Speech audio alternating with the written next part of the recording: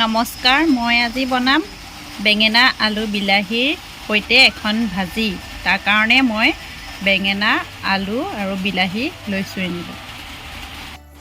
এতিয়া মই বেঙেনাটো এনেকৈ ডাঙৰকৈ সাইজত কাটি লৈছোঁ।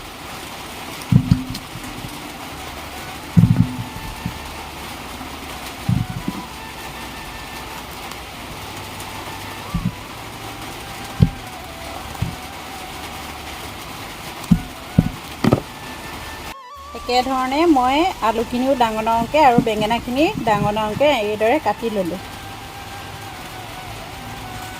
এতিয়া মোৰ কেৰাহী গৰম হৈ গ'ল, ইয়াতে অকণমান হিং দি দিছোঁ।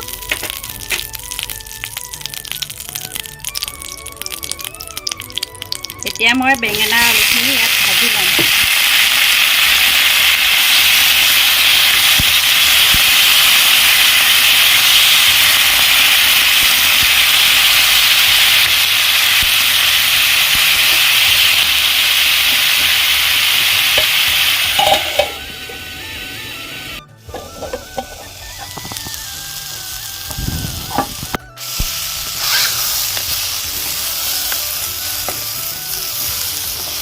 এইখিনি মোৰ ভজা হৈ গ'ল, এতিয়া মই কাঢ়ি ল'ম।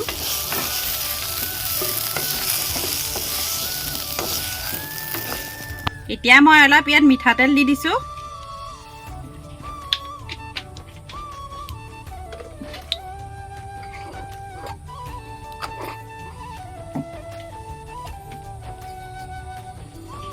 দুটামান গোটা জিৰা দিছোঁ। এটা শুকান জলকীয়া দি দিছোঁ।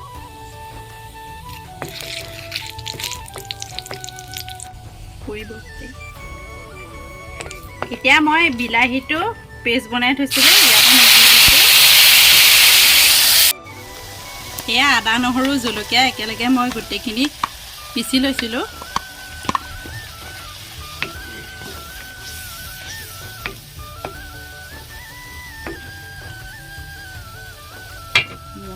সোৱাদ অনুসৰি নিমখ দি দিছোঁ।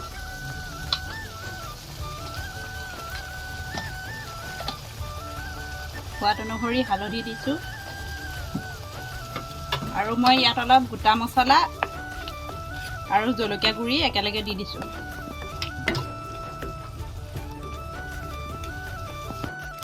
এইখিনি মই এনেকৈ ভাজি ল'লোঁ। এতিয়া মই এয়া ভাজি থোৱা বেঙেনা আলুখিনি ইয়াত দি দিছোঁ।